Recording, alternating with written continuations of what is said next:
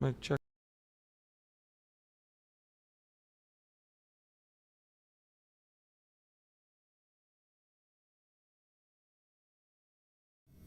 This is for the nerds, this is for the brainiacs, this what we deserve. Go ahead and play it back, you ain't gonna touch me, you not gonna do nothing, you are not above me, I bet you wish you was me, I know it, I know. What's up, everybody? Welcome to another episode of the Only Friends podcast. You guys missed it. We had our 50th yesterday. I know. We turned 50? Hey. Yeah. You turned 50. We did it. That's Did right. you ever figure out what the actual phrase is? Not you tried to say it was the not the I said the half centennial. Half centennial? Yeah. Yeah. Is there a phrase? Is it I don't not think half so. centennial? There's probably something for 50, right? I like half centennial. I love that our 50th episode we got to spend it like it's basically like Vader coming out or Anakin coming out and just slashing all the younglings, you know? Yeah, it was a pure dark side episode. Just Chin and I, Conrad in the shadows where he belongs. Yeah, I missed that one. I had it day 2. Yeah. I missed it too. I had a day 1. Sorry to see you both here. Yeah, I had one, and then I didn't. Yeah. No, you don't. Yeah. I had 3 day ones. He's learning. But we have another day 1. He thinks that fucking outfit, like if he dresses nicer, he's gonna go further in the tournament. It's No, just it's not true. Bro. Listen, I man. went through that phase. It's the pretty week. hot feel good. inside. Berkey literally went through that phase, bro. He finished 7th in the fucking high roller bowl. Landon? You don't get wins. I finished 5th. You look Oh. great. And I'm glad you're dressing like that. And I'm glad you care. It's the weekend, man. You You gotta smell look great nice. too, Landon. Thank you. That's the welcome. easiest edge of all time. Smelling good. Parker, you Smell good. completely over the whole dressing nice for tournaments I have a thing? process. You have to make a final table? You slowly ramp up to it. Yeah, I progress each day. Day Yes. 1, gym attire. Day 2, casual. Day 3, business casual. So what the fuck is that, bro? Talk to your man. The fucking nerd, man. Dan Blizerian's goddamn right. It actually was like really ironic today because I was like, oh, that's our song. Like this is for the nerds, and I'm like, fuck, he's right, dude. He's fucking right. Like You don't this believe is for that. the brainiac. Hey, at least one of us knows our fucking audience. I'm like, fuck, Fucked up he's right, shit. bro. Well, I don't want to get to that too early.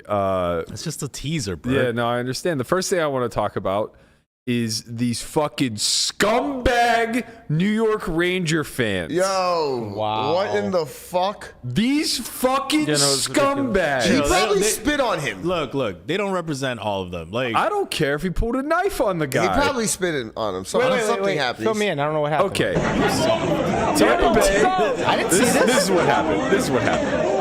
Oh! He's dead. he's not dead. Bro. He might be That was dead. a bad joke. And some dude in there was saying, like, yo, he's dead. And I watched the whole thing. I thought he was dead. dude, the same guy in there kept saying he's dead, like 5 different times, bro. That shit wasn't funny, bro. Like, don't say that. Yeah, He's because he not might dead. be dead. Nah, it's not That's funny, why it's bro. not funny. Normally people come Yeah, back that's why it's not pretty funny, quick bro. from a fight, from a punch like that. That guy was on the floor for a long ass time. To be clear, at least from what I saw, he was quite drunk.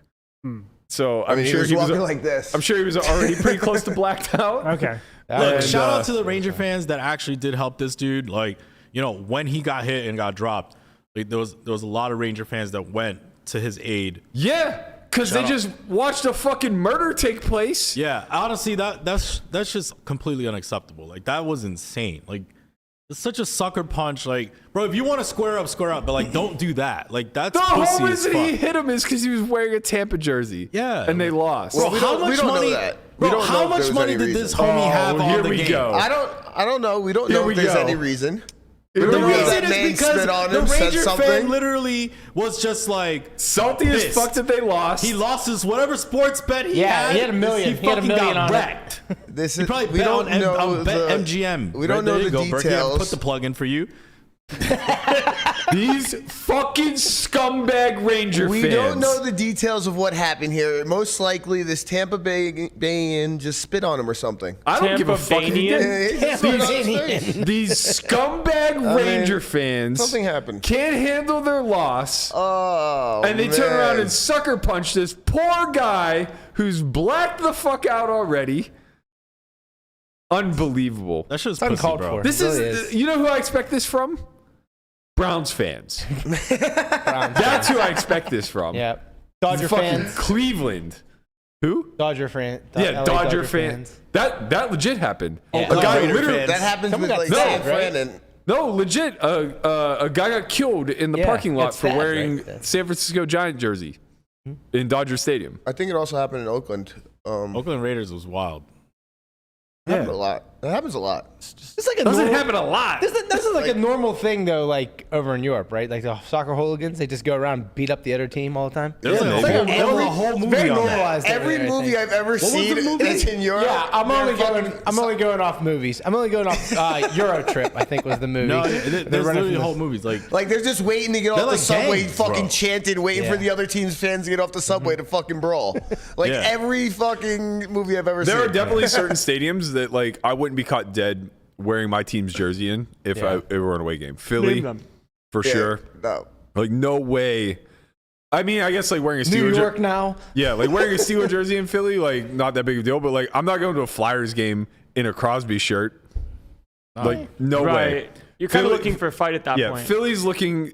I mean, they suck at everything. They're looking to fucking make up for it by fist fighting. I mean, Right? Well, Like not this- really fist fighting, they right? threw More like sucker snowballs at punching. Santa Claus. No, they threw batteries.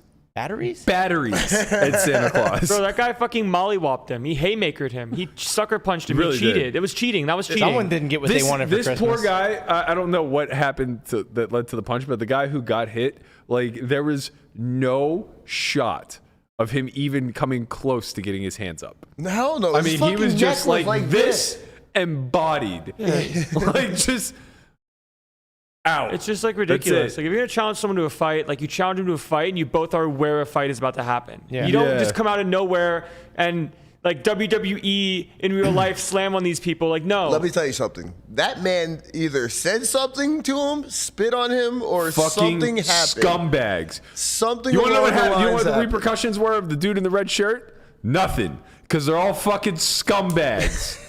no, I mean honestly, like Ridiculous. I wouldn't be surprised if the New York City prosecutor does come after him, just simply because how popular this of video is at this point. It got like 2.8 million yeah, views like last night. at this point, they're gonna have to find him. And, Do they know who the guy is? I mean, they're gonna find him. There's, find yeah. out. He's easily identifiable by the video. And also just the fact that there's the guy other in the cameras. red shirt down there. Yeah, there's other that? cameras in the stadium. Here's Like the they're th- gonna find. They're here's gonna the they're thing, gonna though. ID him. It's like it seemed as if there were probably some words said before because someone started recording, right? Yeah. You don't just randomly record people walking out of a stadium and then they get hit. Well, Something could it- must have happened prior. Yeah, of course. Like it easily could have just been like Just this words Rangers or- guy fuck youing to the Tampa guy, and him just sitting there going, yeah, you know. And eventually, Right, like, right. you're an onlooker, like this guy's gonna swing. Yeah. Because we're all fucking scumbags, and we know how scumbags operate. I bet a guy And, from New York probably took the video. Yeah, another scumbag was probably just like, I know what's about to go down. I'm a Yeah. scumbag too. They know. Yeah, they know it's about a fight's Yeah. about to be on. It's the scumbag code of conduct. It's the scumbag code. This It's is the- all fucking dark side shit. I mean, shit That's not happens, dark side, man. bro. What is it? That's not dark side. That's not acceptable in dark side. Why? Because cameras are rolling. You're talking about the upper S. No, because like, first of all, the guy he's an idiot. He's easy identifiable. At least wear the ski mask, bro. Yeah. Like at You least. gotta have that COVID mask on. What you're saying is Dark Side doesn't get caught. I'm pretty Yeah, sure like that guy dark doesn't get side, caught. like bro, come on, like I'm pretty sure nothing happens to that guy. That you got arrested in like a couple minutes. They said. Like, oh the well, chat saying, if yeah, inside right. there, yeah, that's fine. Yeah, like he's fine. wild. That's That's fine. that's assault, brother. No, I'm saying if he gets away, if he gets out of that stadium, he's never get found. Oh, I disagree. Nah, they find them, bro. They There's find so you. many It's cameras. 2022, in man. there. They have Everybody so many knows you. cameras in there. Like I don't Dude, know, they're man. gonna get him, bro. Bro, like I was talking to somebody about jump rope, and my ads come on jump rope. They can find the guy. Like it's easy. Like they're just so tapped in. They know you. They see you. You're on the say grid. that, but You I can't don't get think off the so. grid. The Do you grid's think everywhere. any kind-hearted Rangers fans who were concerned about the gentleman who got knocked the fuck out were like wrangling this guy? Absolutely. You think they were holding him till the cops came? Well, it's definitely a possibility. It's definitely a It's possibility. 100% a possibility. Yeah, it's 100% possibility. Yeah. It's It's just- just all matters very of what low. happened leading up to this situation. That's such a If Conrad the thing to man say. spit on him, talk shit. It's good to like know. Something Hey, happened. I've built a good team here. We're tapped into the dark side through Chin. Fuck no. We're tapped in through the I'm just a fucking. representation of the people, bro. We're people tapped dark into side? the scumbags through I Conrad. just understand what happens in the streets, man. I don't know what to tell you. That wasn't a street. That was a stadium. It's fucking close enough to the goddamn streets. That's a concrete jungle right Andre's there. out here doing his damnedest to get canceled so that I don't. I respect that. Someone's I gotta take see the you. fall. Gotcha. How many Yeah. bitches you choke out yesterday? Oh, so many bitches. Bye, Brian. Guess what I'm about to do after this pod? You're about to go to lunch. I'm about to choke out some bitches. Damn it, dude. For context, he's talking about jiu-jitsu. God, we need a disclaimer on this show. I can't. I mean, consensual. I'm just going to have to send you to the Ignite house to hang out with Blizerian and be one of your people. I'm not invited there. I'm a nerd. You know? Yeah, you're a nerd. You're Yeah. out. Especially with that shirt. Yeah. It's a good fucking shirt, man. Good shirt. You look great. Good shirt. It's a good shirt. You look like a wholesome man. I mean, it's buttoned all the way up. Yeah, the whole way up is like... You're aware it's can be. 100 and Well, that's the 4 one you. degrees I mean, if outside. you button that one, you better put a tie on. You better fucking bluff today. Like, dude, I'm fucking bowling to people. No, with that. they don't. They don't fold to me. Look, Dude, this guy, you look like a Mormon knocking on all the doors. I look fucking great. he looks like those nerds in Revenge of the Nerds, man. It's funny. We didn't put it in the beginning part of that clip, but the ogre on the balcony, he goes, "Nerds!" And they look around, they go, "I don't see any." I don't know this movie. We know. It's literally older than you. Yeah, a lot of things are older than me, but what's the movie? By a lot. Yeah. By like 20 years. Yeah, it's maybe probably not- like maybe not that 85, 86 Yeah, maybe about 15 years. Yeah. It's all right. Yeah, sorry for not being born. I didn't get chose to live this life. This life chose you. All right. No, my parents chose to have a kid, and now I'm here. That wasn't what I meant. saying. Getting into the Blizerian stuff.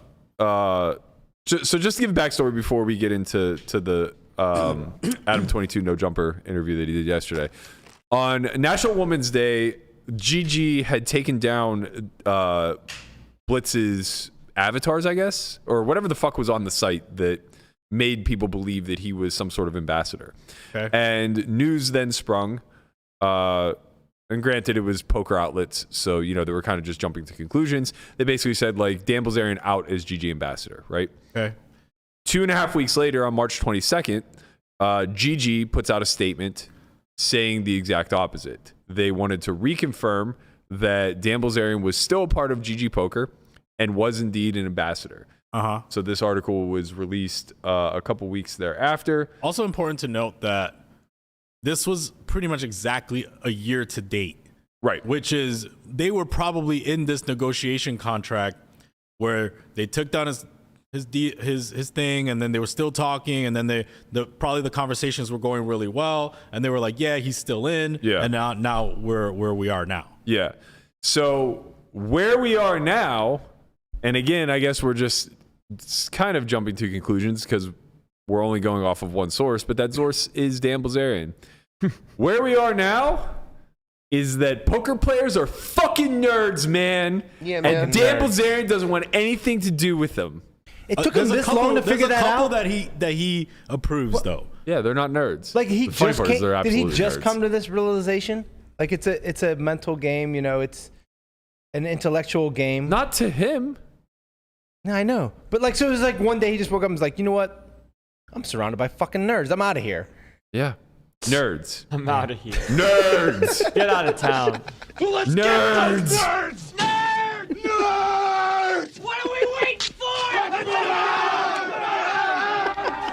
I'm not gonna. This gives me Breakfast Club kind of vibe. Nerds. Nerds. Nerds. Nerds. Nerds. I'm not gonna lie, man.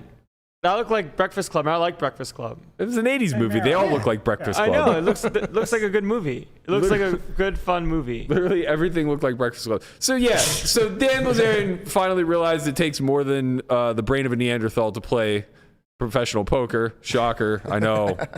Newsflash. And he's fucking out. He said he can't do it. Promoting GG was cheesy, and he didn't want to do it. They apparently didn't live up to their side of the bargain, according to Blitz. He was saying that he wanted to do that free roll in a different way where you didn't have to deposit in order to play, and they forced people to deposit. Then from there, he said that the original plan was he was going to play the high stakes cash games. They were going to dump a bunch of money into his account so he could play. That never happened. Then he rambled on about some sort of like TV show thing. Never gave any specifics. Adam didn't really press him on it. So I don't really know what that's all about. But he wrapped it with basically saying like, I can't be fake. I can't post fake content. I need to be, authentically Blitz. And there's just no part of me that wants a deal where they're going to ask me to be a fake influencer, which is pretty fucking hilarious coming from the guy who's stage throwing a porn star off a roof into a pool and, basically does a photo shoot once a week surrounded by what we can only assume are 30 to 50 hired actresses. Sounds fake to me. It's weird, man. It's all weird. I'm gonna play the I think this is I'm gonna play the devil's advocate. Let's get your fucking bingo card going, big guy. Oh, listen. To the population outside of professional poker, Dan Blizerian is the biggest name in poker, period. Yeah, it's true. Like, Facts. I get asked about him more than Negreanu. Right. I get asked if I know him. And of course I do. I'm joking. You know Blitz? Joking, man. He's gonna give him a Call him. call. Call him right now. Yeah, I thought that was the joke. Yes. No, but okay, there's a couple of things because it's like as a professional poker players like to make fun of Blitz because we think, oh, maybe he didn't get his money through poker or whatever. But how do we? It's weird because at the same time you do want. He's such a big name that tearing him down, does that do good or bad for us? Because it's irrelevant in my opinion. It's not the way to cast the wider net. All right, so here's what my takeaway is from all this, and I'm going to loop it into a lot of other conversations we've been having over the last month or so within the poker community. Mm-hmm. Dan Blizerian, from an intellectual standpoint, from a highbrow, thoughtful, mindful individual standpoint, is at best average, right? Across the board, he's not high society in the sense of the finer things of life when it comes to sophistication, right? He's rich.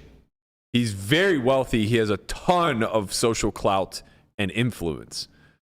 But can you argue that he crushed social media before everybody else though? Yeah, I am arguing that. Okay, cool. He absolutely has that's more to my point. My bigger point though is that he's not an intellect. He's not a part of academia. He's not an influential person because of the way that he thinks. He's an influential person because of the lifestyle that he projects, right? Yeah. Mm-hmm. So what ultimately happens is Dan appeals to the everyman. Dan appeals to a long-standing societal impression of what a man should be and how gender roles should fill out, right? So he speaks to the average and below.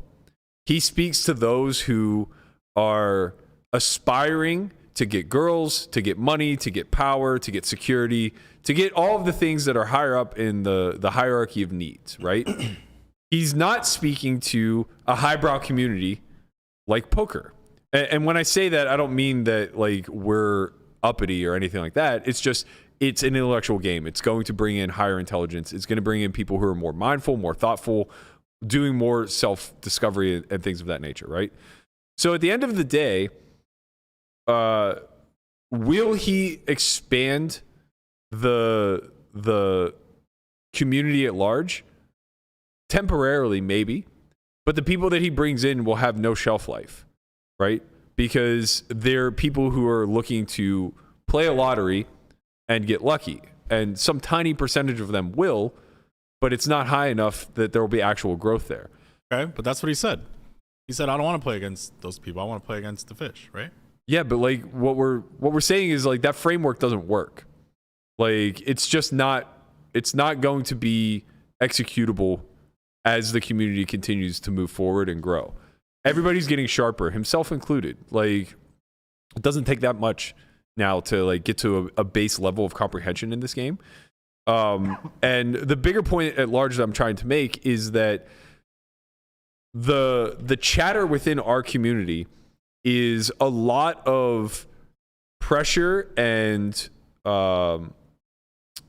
basically setting the bar very high for this community at large to act in better faith when it comes to making it a safer place for women, right? Okay. And that's fair because as it stands, it's far too the ratio is like far too imbalanced towards men, right? Dan Blizerian hurts that, obviously, right? But what it also demonstrates to me is abundantly clear is that there is a canyon separating a Dan Blizerian from like the average poker player when it comes to just social construct and how they interact with the opposite sex, right? So to me, he's like an extreme case of everything that's wrong and why this community is like so incredibly male dominated or whatever. And then to double down on that, he has 1,000x amplification of anyone else in this community, right? Mm-hmm. So it's like there's a ton of pressure on the men of this community to like step up and be more proactive for women and things of that nature. And it's like, okay, yeah, I kind of understand that. But the amplification of our most popular person is like 1/10 that of a Dan Blizerian. Yeah. And we don't necessarily think Dan Blizerian can have that much impact on the community. I'm not saying that means that like we shouldn't do better as a community. I'm just saying like maybe we should be putting a lot more pressure on finding somebody of Blizerian's or somebody who has Blizerian's social clout and leverage that is actually capable of growing the game from within for both genders. You right? think like Mr. Keating? No, that's Blizerian's protege. But it's a little. But I don't think he's Like He's Mr. literally Beast. Dan's underling. Yeah, he's it's not like viewed Mr. the same. Literally Beast. Mr. Yes, he Beast. is. Yeah. Is he viewed this? Beast. Yeah. Mr. Beast. Mr. Beast is a great Beast, example. that's the Yeah. one. Okay. Good, yeah, really good example. Coca-Cola would love to have Mr. Beast. Everyone would love to have Mr. Well, Beast. Yeah, but Mr. Honestly- Beast likes poker. Correct. Also, He probably likes Coca-Cola would probably love to have Dan Blizerian. Yeah. So, like, when Right. it comes down to it, You guys Same. get my point. Yeah, but you get ours. Like Gigi went out and sought Dan Blizerian. You don't think they could have sought Mr. Beast? Like, why are companies making these decisions? Mm-hmm. It's because that they're leaning into the idea that they think Dan can bring in the 20-something male. yeah. And like what we're saying is that that formula doesn't work. Right. Because the 20-something male has no money. The 20-something male that Dan Blizerian is going to bring in has no longevity in this game. Why would you go for Mr. Beast? Because it's way His different. audience is even less money. But But his No, audience it's more is way expansive more, on. It's more expansive on the fringes. It's right? also nerdier. Yes, exactly. their longevity is going to be much higher because they're just a higher. I mean, on the aggregate, I would assume that Beast audience is slightly higher intellect than Dan's. But even so, even that withstanding, Beast audience is more expansive. Like you're going to see a wider age range that watches Mr. Beast, right? So whether you're getting young kids that are viewing poker now as a mind sport and not as gambling and kind of like learning at that age. I'm of the impression that like poker is an incredible game to teach teenagers, right? Yeah. Now you can make a very hard counter that like teaching teenagers to gamble is bad, but like, you know, life is risk and they need to understand that. And there's no better game that teaches that than poker. Yeah. So it's like with Beast, you get that audience, right? And you're not doing it by just throwing a Playboy out there who has a bunch of half-naked women. Yeah. And then with Beast on the other side, you get like guys in their 30s and 40s that are kind of entrepreneurial and pursuing the YouTube path, trying to create content and things of that nature, trying to replicate and emulate what Beast does. It's like these guys are more likely to have disposable income. They're more likely to be to have the stick-to-itiveness to like stay around in the community. And then, you know, I imagine his audience is way more than 2% female. Yeah. Unlike ours. Yeah, and just Mr. Beast overall has a nicer community, right? Yeah. Like his videos fundamentally are about doing nice things for people He's very wholesome. out of like not the kindness of his heart, but like that's what it started as, right? Mm-hmm. Like he is doing better things. The distribution of his audience is going to be, on average, nicer than Bilzerian's. And even like what Bilzerian is doing right now, like he was bragging about how he's no longer in weed and instead is expanding very aggressively. He did like 40 million in revenue Vaping. or whatever it was Yeah. last quarter. And he's like, oh, he's really proud of expanding to like third world countries for his tobacco industry. It's like, well, Right. that's kind of Yeah. like a shitty thing to do. Yeah. And the reason why you go to third world countries Right. in of course. tobacco is because they don't have proper regulation. Right. Right. Of course. They could. Yeah, and they could market to and shit kids. like They that. market to kids Correct. all the time. So in, it's just third like, world okay, countries. Yeah, well- it's not just tobacco. It's specifically vaping, Oh, okay. which is obviously like super low hanging whenever it comes to that type of stuff course. because it's very accessible. So is there a place for Blitz in the community or not? I think we've graduated past it. Kick him personally. out. He gone. Get him out! Get him out. He's out. No, it's too many fucking nerds, man. Yeah. What if that match with Alec Gore Alec Gore. happens? It's like the biggest match of all time and it's televised or whatever. Is that good or bad? Can't be bad. Like more eyes on poker. It can't be bad, right? It's either like a 0 or like a positive. I don't think it can be like an Well, it overall can be terribly bad. negative. Well, that's what I'm trying It to can say. be bad though, in the because- sense that it amplifies the two people playing, and they're not in any way, shape, or form a part of the community. Like nobody outside of Nosebleed Cash knows who Alec Gore's is. Are you of the standpoint of like any publicity is good publicity or no? I think that holds true for immature markets and not for mature markets. So I think like we're to the point now where the market is getting relatively mature and bad publicity spirals us back to the seedy days of Doyle, where people are sitting around a table with their guns right next to you know what I mean? Makes us a mature market?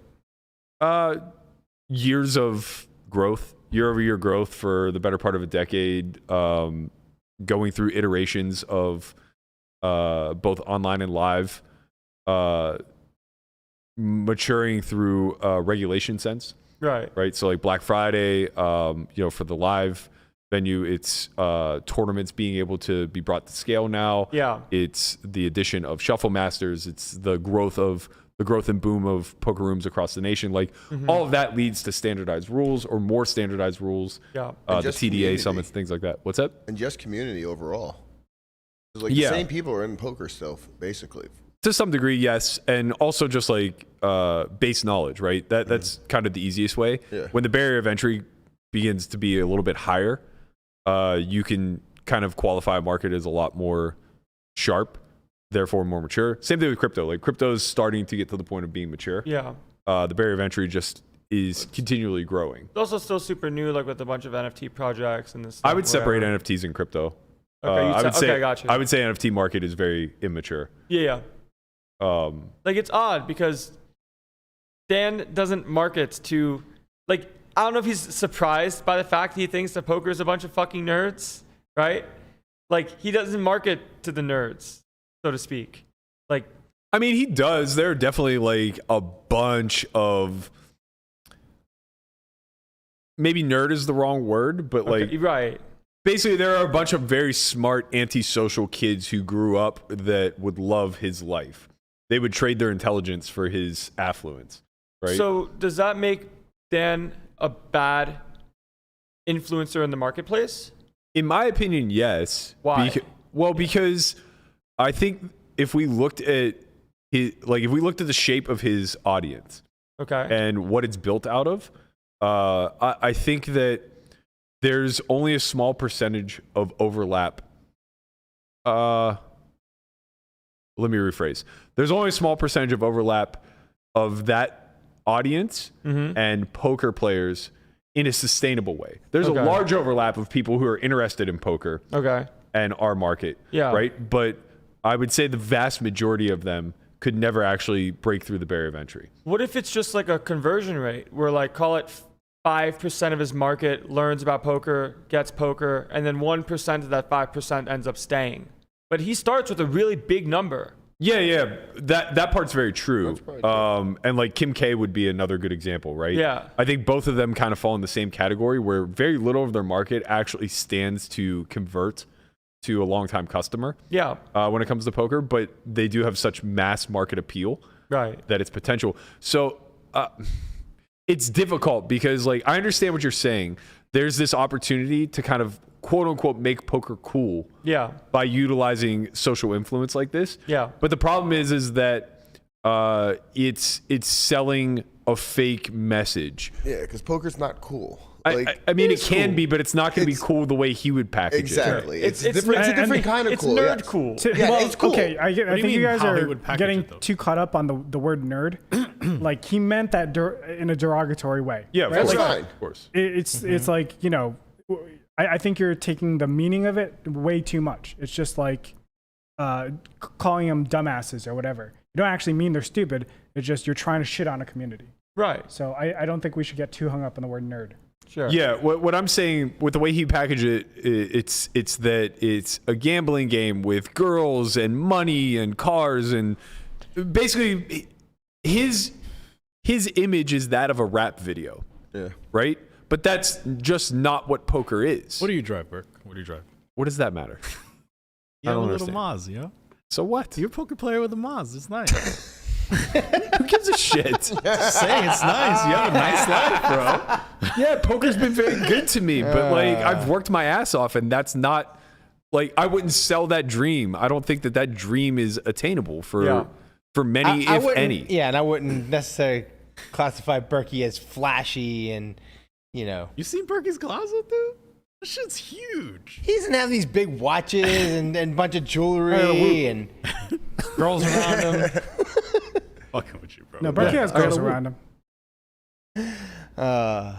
But yeah, I guess like the bigger point with like these major social influencers, it's like, yes, it sounds good in theory, but in practice, it's just lazy, right? Because you could make the same case for athletes, right? Like if we were able to make Michael Jordan the face of poker somehow, right? Like he just like comes to the powers that be. Maybe it's all of the online operators, and he says, look, I've been watching from afar. I'm goddamn MJ, and I love this game. I want to make this the biggest mind sport on earth, and I'm going to let you use my likeness to do so. In theory, that would work, right? But in practice, it's just unlikely to have a booming effect. Yeah. There would be some level of growth, don't get me wrong, but it would be so minimal compared to his actual audience. I mean, Michael Jordan's like one of the most well-known in the 90s. He was the second most well-known name on earth behind Jesus Christ. So it's like Strong. that's strong, right? Yeah, that's global fucking appeal. And people would look at his face plastered on billboards everywhere saying like, wow, Jordan's a poker player now, yada, yada, right? But it was the same thing when he went to baseball. It brings eyes, but not to the degree that you would think, because he's not the GOAT at this other thing. Yeah, it's a He's the different GOAT audience. at what he was the GOAT at, Yeah. Right. you know? As in, like, the eyes don't stay. Right. Right. Like You'll get a small conversion, but that's all. Yeah, it adds a certain level of clout and coolness factor to the industry as a whole, but it doesn't actually make the game any easier for the audience that it's trying to capture. So we just need to pick out like everybody that's famous and get them all together on poker, and then we get 1% from each person. I still don't think it works. Have you guys been Like, you're not following- listening. There's a qualification to the audience member that you're trying to This- acquire. Have you guys been following like the story with like Stake.com and Drake and Ninja? Yeah. And so there's a reason why they gave Drake like a massive Can you contract. recap this? Because I don't know anything about it. Okay, so Stake.com is a crypto gambling place. It's a crypto slot. Right. Not crypto what? It's Slots. a crypto casino. Yeah. Well, they have a lot of other slots are what they games. mostly push. Yeah, and then so Drake likes to play roulette. And so he plays roulette on stake.com with like mad people watching it, right? Yeah. So he deposited, call it like 10 mil. He was up like 3.5. And then within a matter of, call it 30 minutes, like that 10 mil is gone, right? But obviously he's getting paid a huge contract. A lot of these guys are getting paid like $1 million a month. Just A like, week. Yeah, some of them a week. Yeah, Yeah, it's strong. The numbers are massive, right? And the conversation simply is, okay, clearly there's a conversion rate with Drake and Ninja Right. and all these guys gambling on stake.com. Yeah. But is it a positive? Because the audience that mostly is on Twitch is like teenagers, teenage males. Well, right? there's a big difference here. Blizerian would be great for an industry like that, right? And that's why there's such a massive difference, Right. Because there's no barrier to entry. Yeah. Anyone can play roulette. Anyone can play slots. Anyone can deposit to lose their money. Right. Right? They're playing a negative edge game where it takes absolutely no skill whatsoever to be involved. So literally every single person that they acquire is worth X amount of dollars. Okay. The problem with poker is that when you utilize social clout to pull new people in, they need the environment that you're promising them.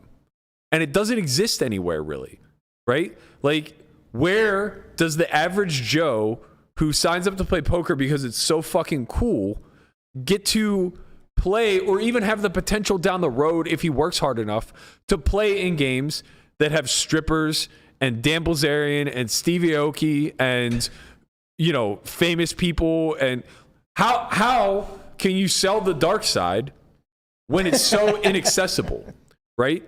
Because for the new guy coming in, the only way for him to get access to the dark side is to already be giga rich and have no skill, right?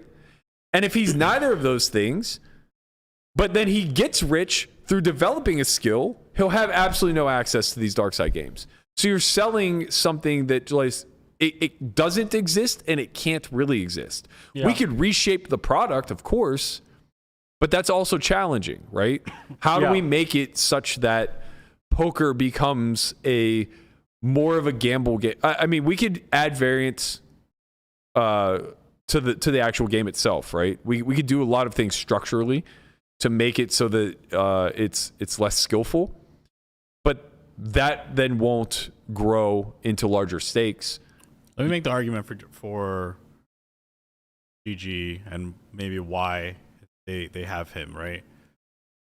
Well, they don't anymore. Well, why they consider did. why they considered and why operators consider it, right? Sure. So most of the money made from Vegas casinos and things mostly come from VIPs, right? They're all vying for these VIPs, Yep. right? In these games, like these private poker games, they're mostly run through VIPs playing, right? So everyone's kind of vying for the same thing. These private games often have this allure of, like what you said, like the extracurriculars and things like that. And those things keep some VIPs playing, some VIPs entertained, etc., instead of having like just like a very formal poker game.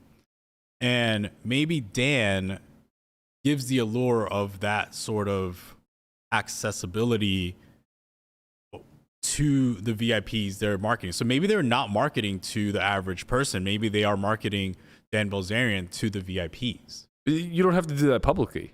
The VIP list is so short. Of course, yeah, for sure, it is. So like he could just work back channels for that.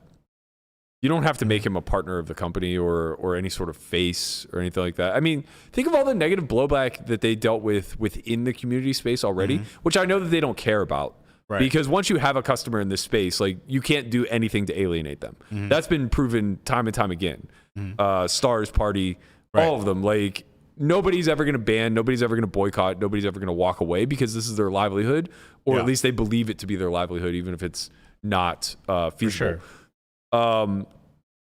So yeah, like pulling in VIPs, sure, I could definitely see where he adds a lot to that, the same way maybe Aoki does for WPT. I just don't see how it reaches a broader audience, right? And I kind of, it's weird because like I don't want to shit on them because I kind of like the Aoki I like partnership Aoki, with WPT, but I don't exactly know why. I Right? think Like I think it's low probability that it works. You He still gets to do need extra it. things. Like he gets to like throw parties and stuff like that. Like he's an ambassador. Like he's like You know what I think it is that I recognize that if Steve Aoki and Botez were able to swap places where she had his level of notoriety worldwide, but through a mind sport of chess rather than through being a DJ, I think that like it just blows the fuck up. Right. So I think the reason why I like the Aoki thing is because he's a neutral person. Like there isn't really anything bad you're going to say about him outside of like shilling too many NFTs or whatever. So like he's kind of neutral in that regard, but he carries a lot of social clout, right? And I'm still latched on to that in my head, even though I don't necessarily think it's a model that works. But when I see like Botez, like to me, that represents the right type of next level marketing because her audience is going to cross over incredibly well. Like, you think that the Dan strategy of the girls, money, this, that, whatever, cars, was kind of old school, like 2008 moneymaker era. Yeah, that's very what it much really so. seemed like. But you're saying now, as the market's more evolved, you're going to want to have someone in a mind sport that kind of represents, oh, this is a game you use your brain and you have to really think really hard to be able to become successful. Yeah, I think society has changed too. Yeah. Where, the Dan Blizerian's crowd is, I shouldn't say crowd, but like on average, it's like kind of the underbelly of what men used to be like. Yeah. Right. And to us, men have evolved from that mindset. Mm-hmm. I think there are distinguishing factors here, and there's so many I want to touch on. One of the big differences between like the casino stuff you were talking about, Chin, and us is that we actually have a community. We have a lifestyle built around poker. The slots and everything like that, they don't. Like, you're just a degenerate there, and you're going to lose all your money because it's just law of large numbers. You're going to lose it all. Here, I think from us inside of the community, we just want more people to be inside of the community. So there is a barrier to enter. First, to actually start playing. Second, to actually start engaging with the community. I understand, but I think the pitch is different. The pitch that Berkey is, at least the outlook that I'm seeing it from his lens, is kind of creating this environment where people are playing not for entertainment, but rather for profit. And I think the pitch that the people using for Dan Blizerian and Aoki and all these people, it's not play poker for profit, it's play poker for entertainment. And I think those are two different like marketing tactics. I think you're exactly right. I think you're exactly right too, and I think that there's a big reason why the focus should be on more so what I'm saying than what they're saying. What they're saying, if it's play poker for fun, not for profits, then what you have to do is make poker incredibly cheap to the masses, and that's not feasible. That is feasible at GG. You just play 5 cents, 10 cents, 10 cents, 25 cents. Also, you have to play You're a talking lot. about two different things though when you're talking about GG versus WPT versus like a lot of the other major industries. Mm-hmm. The vast majority of them are not trying to funnel to some online site to play micro stakes. Well, and even GG's not. I vastly disagree. GG, getting people in the door for GG to play any sort of games is good for them. And then Club WPT is one of their biggest profit machines. And it's free. It's not free. It's monthly, okay, but yeah. But yeah, it's insanely, it's the low barrier to entry. I do think WPT is doing it right with using Aoki. And how they're doing it is you sign up for Club WPT, you play in things to be able to play against Aoki. Yeah. Right? To go to his house, to check out everything. Like that value proposition is really cool as an outsider coming in. I think that's what I was trying to convey when I said if Botez and Aoki could swap places, it's the lifestyle, right? Like if she had the same social clout as him, obviously it would be a huge deal. But if she were able to also push that like super fun lifestyle, like everybody wants Aoki's life. You know what I mean? It seems so lighthearted. He's just throwing cake in people's faces and like he's having a good time. And it seems like the kind of guy you'd want to play poker with because he's non-threatening and like he wants to have a good time and everything else. The issue does stem back though to what Christian said in the sense that in order to have a long-term customer, you have to at least be able to sell to them that they can profit in this game in some capacity, right? Well, inherently, some of the people that are interested in poker and get involved and want to become long-term customers, so to speak, could also just be losing for a long, long time. Yeah. It takes a while to become a winning player For sure. for most part. So it's a really fine balance of having people into the community that are willing to like risk X amount in order to get better / learn or whatever, and then stay in the community long enough to become a winning player, because that's hard to do. Because someone might lose for a couple years and be like, oh, Well, this isn't fun anymore. the latter case is just, we don't care about that. We only care about the former. We only care about them being willing to put in some period of time to try their hand at becoming a winning player. Is that time frame different for everyone? Yeah, of course. Like But in the we- sense of, But we want it to be not short. what's not short? 6 months, a year, 2 years? Not one deposit and quit. Gotcha. It's tough for me. Okay, let me do a thought experiment with you guys. Okay, we have our entire the poker, not community, but like the poker ecosystem. Okay, and we're going to subdivide it into 2 different regions. One is going to be the poker lifestyle enthusiasts and poker lifestyle people. The other one is going to be poker enthusiasts. Right, that's all our distribution is. Yeah. Poker lifestyle and poker enthusiast. Correct. So enthusiasts would be your one and dones. You know, they're pumping some liquidity into it. Your lifestyle people are going to be us. Would right? you the people? but would you consider a recreational player that like plays and fires WSOP stuff a lifestylist or on the other side? Say that again? Someone that plays not professionally, plays for fun. Is that a lifestyler or is that an A enthusiast? lifestyler. I would say Okay. that's a lifestyler. I just wanted to make sure Okay. it wasn't on the other side. If we have 100% lifestyle, then the casinos will just bleed out all the money and the entire community is going to shrink, right? If we have 100% enthusiasts, we're just going to have this like the huge spikes and drops, and literally there's just going to be no sustainability. We'll probably die that way.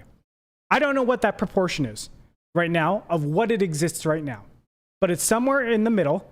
And I'm going to say that right now we have too many lifestylists and not enough people that are casual, having fun, Agreed. Of enthusiasm. Like a that's, 90-10. that's my If argument. that is the case, then these things like Aoki are a better thing for the community to pump in. But it's only liquidity. short term. That's the problem that I keep trying to illuminate. The reason why we have more lifestylers than we do enthusiasts is because the market has matured and it becomes a lot more difficult now to acquire the enthusiasts and to keep them for any duration. It's hard for the enthusiasts to have effective staying power. Right, because there's no dream to sell. Well, I'm saying that the enthusiasts, they're going to be a revolving door. Yeah, that's and true. you do that, you actually maintain you're going to have a high unique count and a very high churn, but you have to keep doing these type of promotions Right. like the Aoki.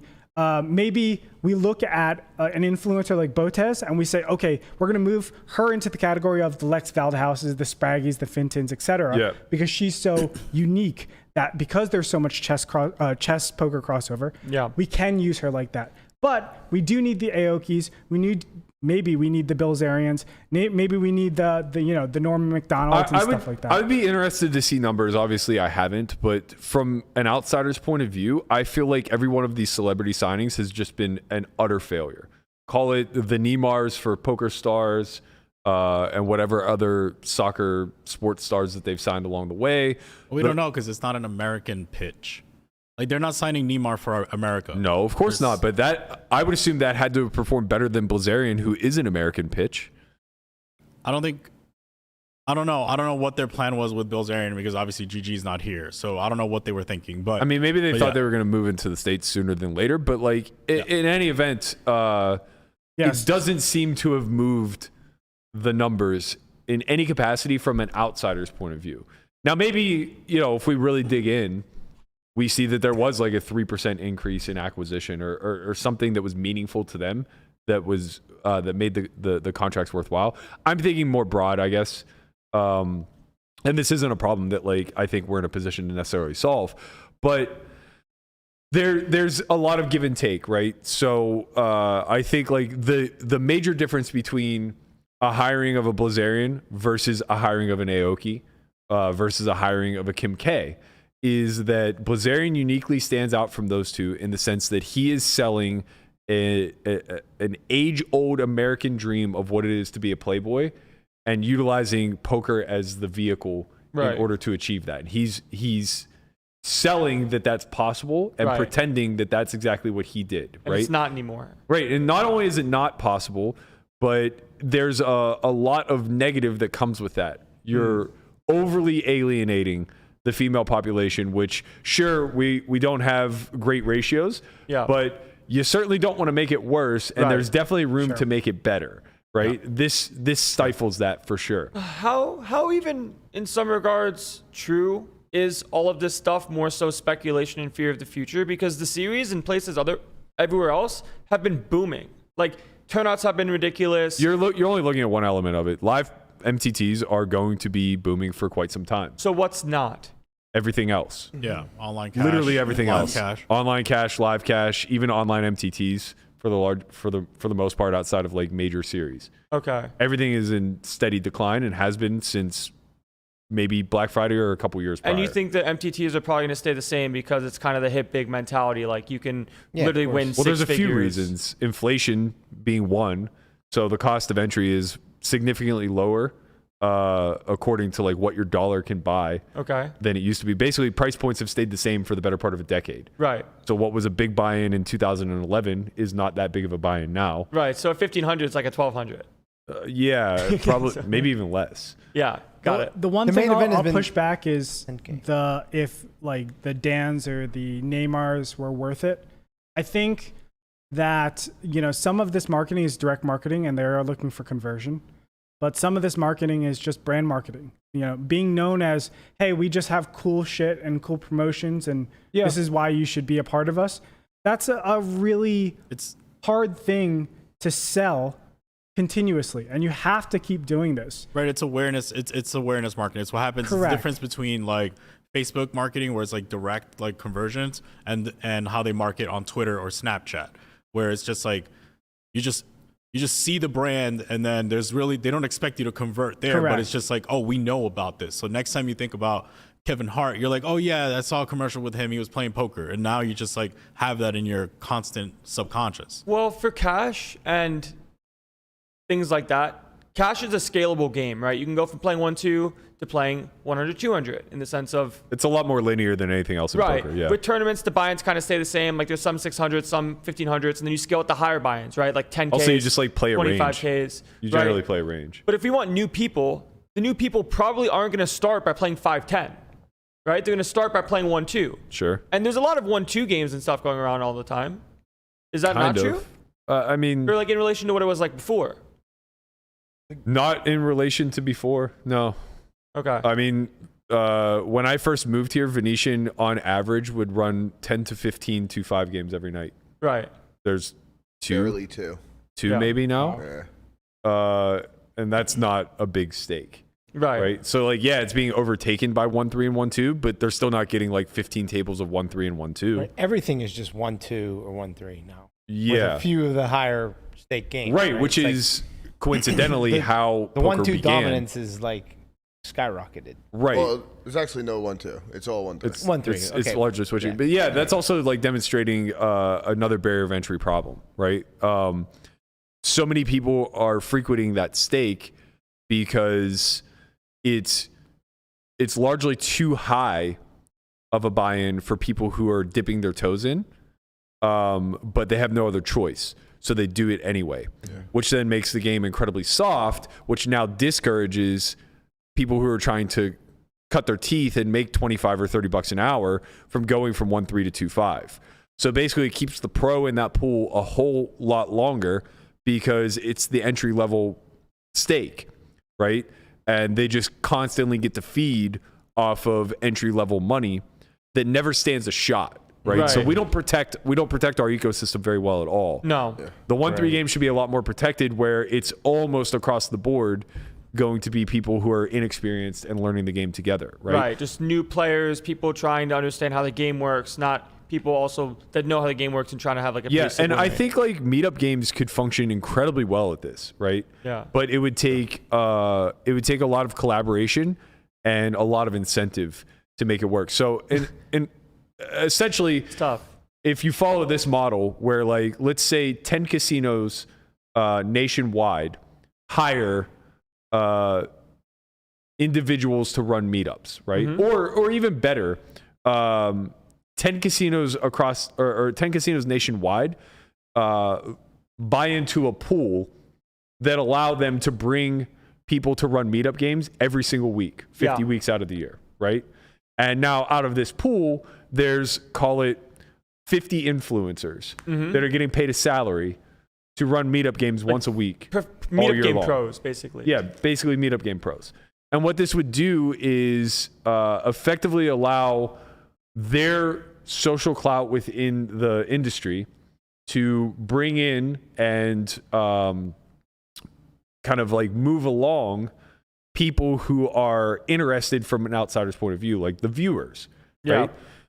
So you'd be able to like qualify the games a lot better. You'd be able to allow these meetup game hosts to kind of dictate how the tables should be split up. Like, oh, we have 3 guys at this table that are way too good. Let's move them into this game. Whatever. Like there are ways that There are ways to protect the environment. Yes, but it's a lot.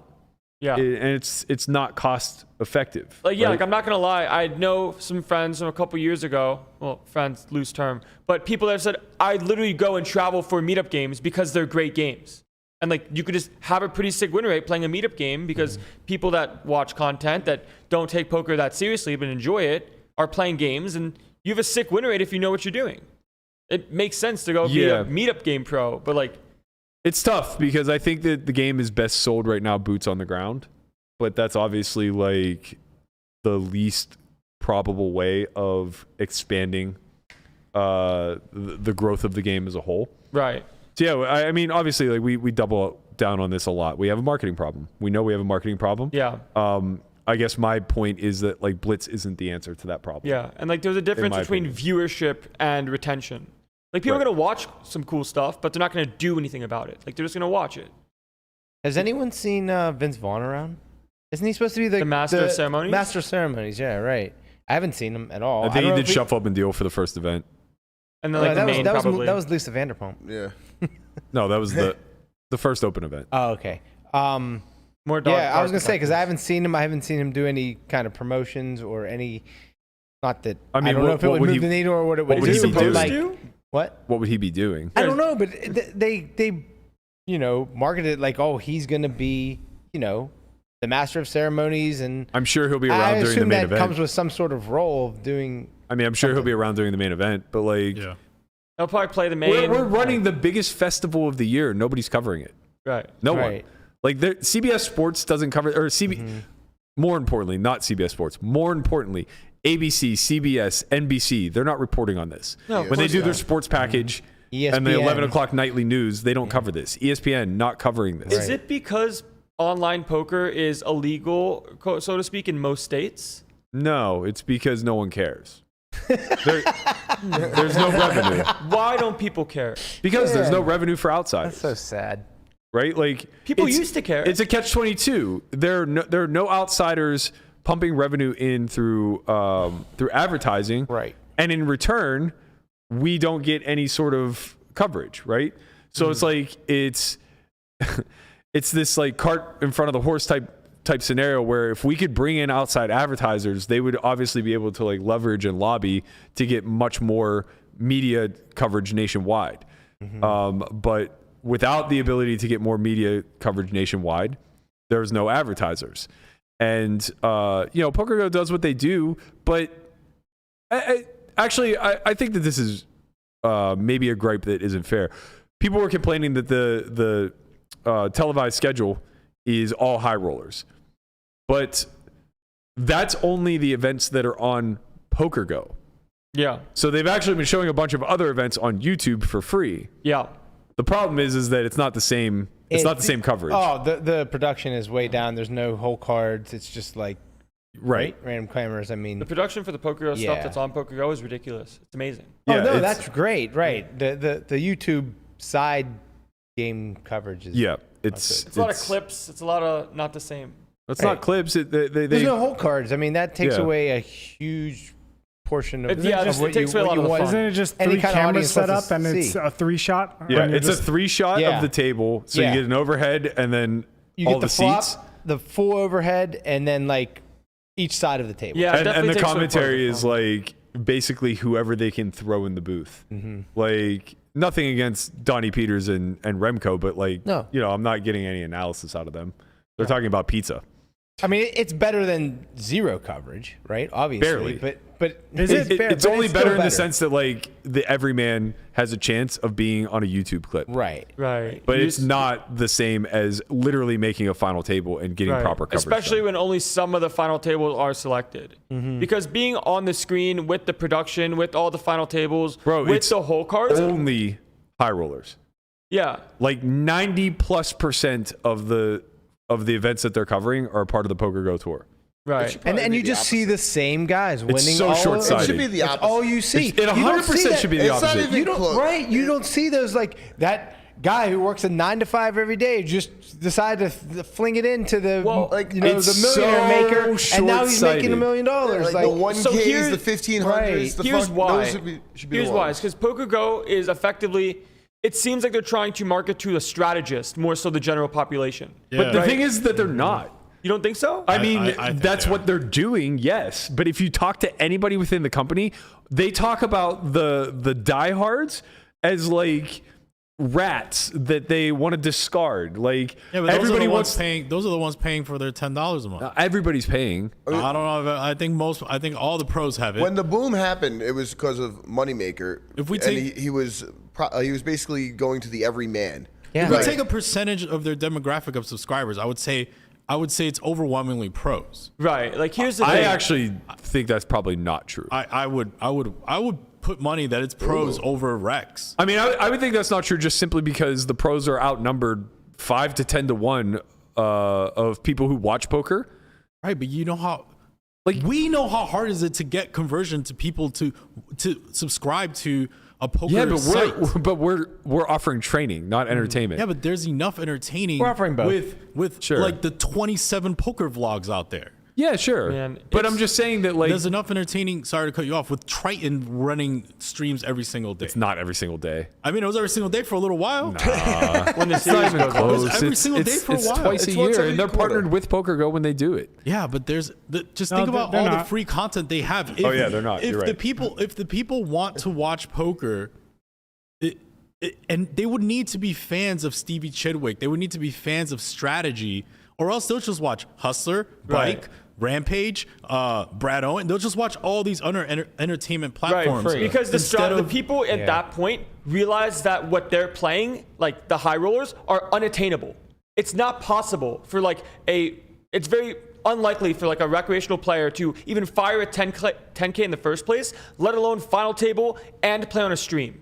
It's not possible. Everyone's too good. That's why I think like when we have the pros have Poker Go for reasons of watching the elites at their craft. I think you're just like projecting like what you personally watch.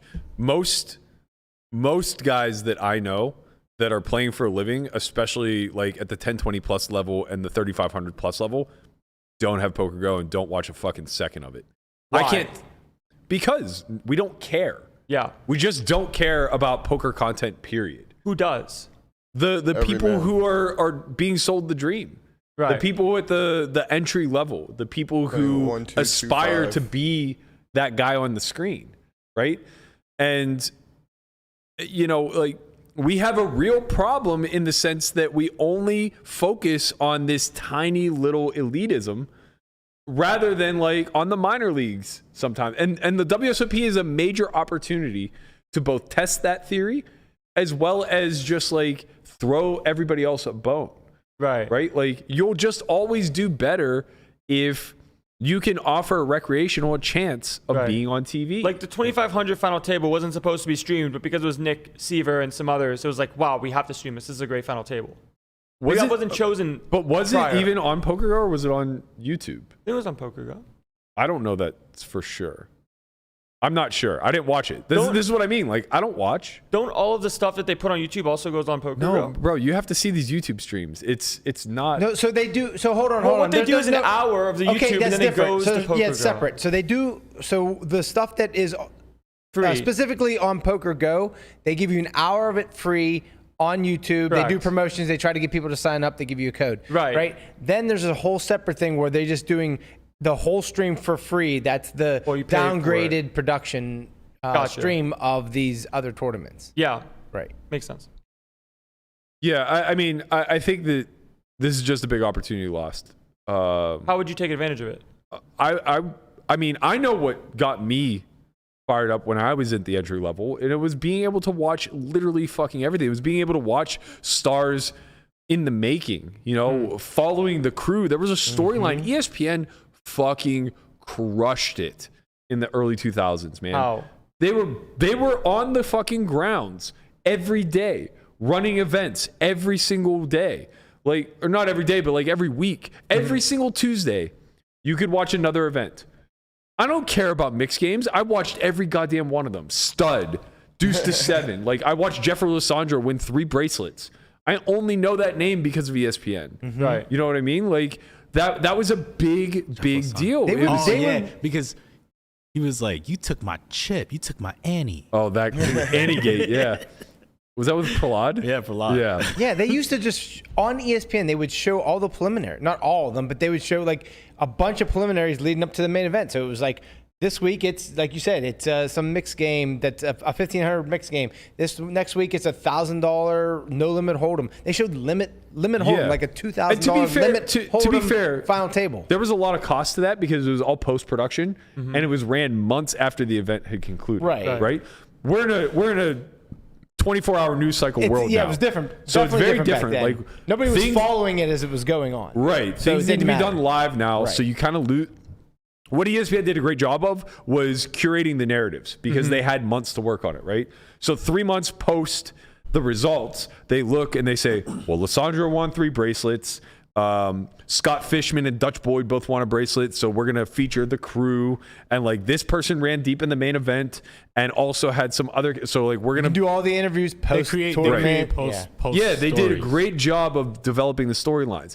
It's a much bigger ask now course. because it needs to be done live. But that's okay.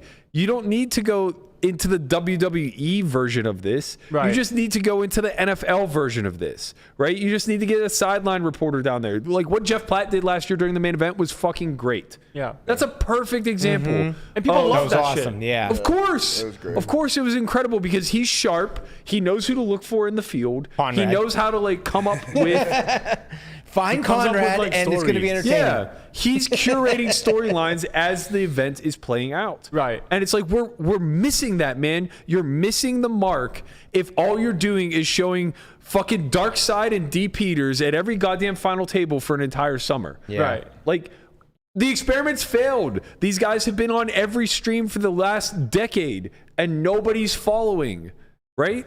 It's like Everyone knows they're the best. It's right, like, we know that they're the you're best, the goat, but that, dude. DV Peters, you're the goat, bro. but like that's all they offer, right? If they're not caught up in a cheating scandal, then they're not offering us Yeah. anything else. They Right. don't sell the lifestyle. That's the point. It's an unattainable dream for most. Yeah, and that's the whole point is doubling all the way back to the ambassadorship. It's like the Aokis of the world are great because they sell the lifestyle. And it's like Blizerian sucks as a human being, but he is selling a lifestyle. Right. Right? Whenever you start to get into the mid tiers, people that are winning 2,500s, 1Ks, whatever, like they're selling the fucking dream because it might be Joe Schmo from Milwaukee that this is his first WSOP event ever. And now you have a story. I think Yeah, the that's- problem with that is that nobody watches right now. And right now, because especially the American market is so dry, they have to look for the maximum amount of viewers. Yep. And the maximum amount of viewers comes with final tables. That's just the fact of it. Right. People Oh, see you mean play for a people lot that of money. make final tables? Well, I'm No, not I mean- advocating I for. mean viewers. Wait, I don't understand. I'm only advocating for televising final tables. Oh. Then how are you going to get all the preliminary shit? the Jeff Platt stuff. You just have it queued up. Like if you have, I mean, between Poker News and Poker Go, I don't know how they're staffed, but I would assume that there's 10 reporters there There's a lot that are like of writing every, hand histories and things There's of a that lot. nature. every tournament has somebody doing reporting on it. Yeah, Like for the so, live like- there's live But updates for every again, tournament. nobody has any money to do this. Poker News is paid to be here, not the opposite. Correct? Okay. So have them do their job. You have them interview people throughout the course of the event. Look, I've talked to Poker News people before. Sure. I can guarantee you they do not have the capacity to go and film all of this. So stop auxiliary hiring content. them. Huh? Stop hiring them. Stop hiring who? If you're the WSOP, stop hiring the company that doesn't have the capacity to do what's necessary. They tried that though. Remember the year that they didn't have Poker News and they tried to do it themselves and it was a disaster. I don't think WSOP is paying them enough to be able to do all this stuff. Well, then charge more if you're Poker News. Like this is a business proposition, not.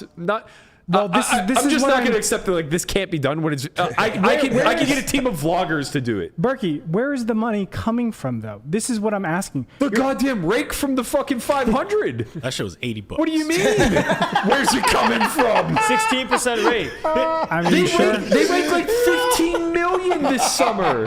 They might have made 15 million from the 500. Yeah, like they just the main event alone, they're gonna pull 7+ million. 9,600 Maybe plus closer to 400. 9. 9,600 plus 400 The for chat's rate. like more like it's not where's the money coming from, it's where's the money going. Yeah. Right. yeah, I guess you're right. You're right. Right, like, If we it's need some coming from the rate, receipts. 100%. I mean, honestly, like if I didn't still want to play so desperately and care so much more, and also if I wanted the fucking headache of all this, I would just create a fucking rival company out of vloggers. Literally just hire 25 vloggers for the summer, find a way to get the media credentials, which is going to be hard, obviously, because you're now competing against the team that's being hired. But like whatever, one way or another, you could do a guerrilla.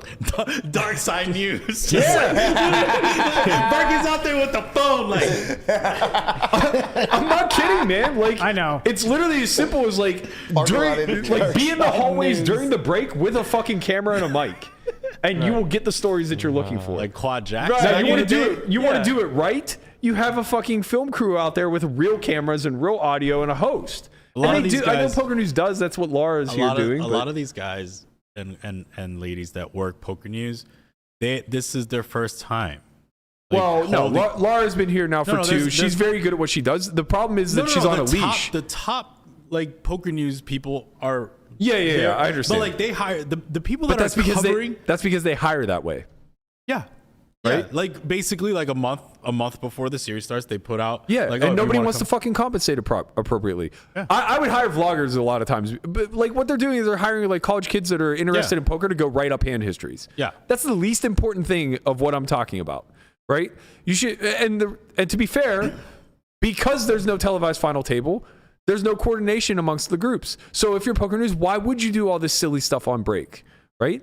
But like if you look back to the glory days, somewhere between 2009 and 2013, you'll find all of this content. You had Christy Arnett, you had Auntie Chardonnay, you had Tiffany Michelle. Like all of these women were out there grinding interviews, just grinding them, and not just like, you have X amount of chips, tell me how you got them, yada, yada, yada. But like fun stuff. Like there was a bit with what do you have in your bag where Mercier was like pulling shit out of his bag and like, you know, they were playing a guessing game or whatever.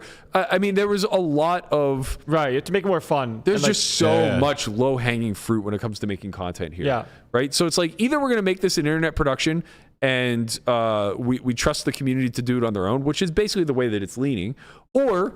we turn to people like Poker News and Poker Go and say, do your goddamn jobs. Yeah. Right? Yeah. I mean, to me, it's best for the community if our content gets centralized somehow, because that will allow us to access the higher level sponsorships. Yeah. That's another big problem that poker has. Everybody right now that is big has splintered platforms. Yes. And then we're just trying to Like put them all together. correct, but it ends up not working out. The problem is that it should all flow through Poker Go. They have the I most agree. they have the most power here. I agree. They have the most reach. They're the closest aligned to all the sponsorships, NBC or CBS, ESPN, whatever. The issue is that their incentives don't align with the communities at all. Yeah. Right? They're just doing what CBS Sports tells them to do. CBS Sports wants high rollers, so they're going to televise high rollers. Period. That's it. Yep. That's where their money's going to go, and unfortunately, that's where our rake is going. And that sucks really fucking badly, right? It was already a huge deal whenever they overlooked the ladies event. Because we at least know that they would have, like, even if it was all high rollers across the board, we know that the ladies event and the seniors events are very special. And they're the types of events that they'll go out of their way to televise because it does a good job of retaining and capturing certain members of our Seniors audience. event, very popular amongst the cash game players that play. Yeah. They love, it's a thing. It's like, I'm all like the senior cash game players, they're all like, I'm definitely playing the seniors event. They swap with all the other seniors. They cast me right out. They're like, fuck you. And that should tell you guys, both of which are protected events, Yeah. Correct. right? Like Correct. there is a market for these protected events. Yeah. That makes sense. Yeah. Like finally, I can get to a table where Chin's not sitting at it. You're not a senior, that's- Brian. they like that. Honestly, Right. it's Yeah. good. Yeah, it's great. Of I course think we it's should great. do more. I think we should do more stuff like that. But I guess the bigger point that I'm saying is that like we were up in arms that they missed the mark with this protected event that would always be televised if they were more mindful and thoughtful of it. But we don't see the ripple effects. It's like, well, why is a 1K ladies event so popular to put on TV? Well, you have a baked-in audience. Don't you think you have a fucking baked-in audience for the 1500 monster stack? Yeah. Or the Millie Maker? Yeah. It's all of your entry-level players. Right, it's everyone. All of it's them. everybody that enters Wait. the tournament wants to watch the final table of that tournament. All The of them. 1500 monster stack's not going to be. It's not The on the Millionaire schedule. Maker is literally the perfect one to put for the masses because it has the perfect name. It has the perfect sort of like mass audience with every person in it. It's the perfect one for them to just The showcase. bunch of no the names real at the perfect front. one actually this year is this $1 million bounty. Oh. Yeah, that If too. they get Yeah. too. great coverage on this bounty, Yeah. that would be Just like that's in popping. this- Someone's gonna pull bounty for $1 million. No, Yeah. not somebody. Conrad is gonna pull $1 million. I think You use your luck in New pulled Orleans, man. 25 I'm gonna be 5,000 last- completely honest. I last don't year, think right? this $1 million bounty is actually that good for like television. It's just sweat. Well, not the actual tournament. No, it's the sweat appeal. The actual Like- tournament's not. And it's that side piece that should be worked into coverage. Correct. Yeah. That's Yeah. how it Yes. should be worked. 100%. Yeah. But there's a lot of that. There's so much. There's so many good meat side on the pieces. bone to create content. Yep. Yeah. Like so The much, flip man. and go, just the first round of flips, just that's so exciting for like a minute. Like it's just Yeah. like quick stuff. Like there's a lot of good shit. Yeah, I think the problem is that everybody's still trying to film as though it's television and not recognizing that like YouTube is our TV channel now. Yeah. It's literally they should film like NFL Network. Right. Like Yeah. what's it called? It would And be honestly, pretty cool. the TV guide right now is Instagram and Facebook and Twitter. Yeah, 100%. It would be really cool, like if they just had like these flip and go things. Like each flight just had like everyone like recorded. They recorded the thing and then made a highlight video. Yeah. Or just like Yeah. Yep. like round one of the flip Yeah. and go. And like you don't have to put Bro, on this Poker is Go. You so- don't have to put it behind a paywall. You just put it on the YouTube channel and it's like a 30-minute video of all the flips and And it's just fun. Yeah, it's just nothing but fun, excitement. People of every day. Yeah, just literally, having they could a take the great template moment. of Right. NFL films and just like use that template It doesn't have to be for a 7-hour all different production. sorts of content, like Right. the flip and go, the millionaire. It's literally just give me a 15 to 20 minute highlight package. That's why people watch and love watching the main, because like I remember like day 1 of the main event, day Right. 2 of the main event, day 3 of the main event, and like it's a storyline that progresses. Yeah. You don't just see the fucking end. It's like, oh, here's the end again. Best play in the world, best play in the world, another best play in the Yeah. world. Yeah, I hate it. It's all I the hate same that. thing. You know, Kids with There they are bun-ups. again. a person like Norman Chad or someone that has a little edge for those shorter segments, I think that would like sell super easy. For sure. absolutely. Super Really? easy. He can make it fun. That's why light, Norman and Lon- shit on people. That's exactly why Yeah. Norman and Lon are such cherished members of this community. And it's unfortunate, in my opinion, that they get pushed into a different role. I agree. They do not need to do 100%. live streams. They would crush these little gigs. Of course, like, of crush course. them. Like it's insane to me. I understand that they're the voice of the main event, but I think even if you asked them, they would rather opt out of doing the 9-hour, 10-hour, 12-hour days course. of the live coverage in lieu of just doing the production, because that's what they're fucking good at. They're the best. Yes. And don't get me wrong, Lon is working very hard to transition into that Ali Najad, Jeff Platt, Tuckman role where he can carry the action and then lean on someone like Jamie to kind of fill in the blanks. But it's just unnecessary. It's not what I need out of agree. Lon. Well, even how it's commentated nowadays, it's just so strategy focused. It's so this is what the charts say. Right. It's not fun focused. Correct. Or it's the opposite, in which case, like, I know that you may have been going down a path of like that's kind of unlistenable, but man, like hearing Remco and Donnie Peters talk about pizza for 6 minutes is absolutely insane. I don't want to watch a podcast over top of a poker game. Agree. And you know I don't know what to do about all of this. I mean, maybe we just live edit all. You're asking people to all film of 9 poker. hours of dead air.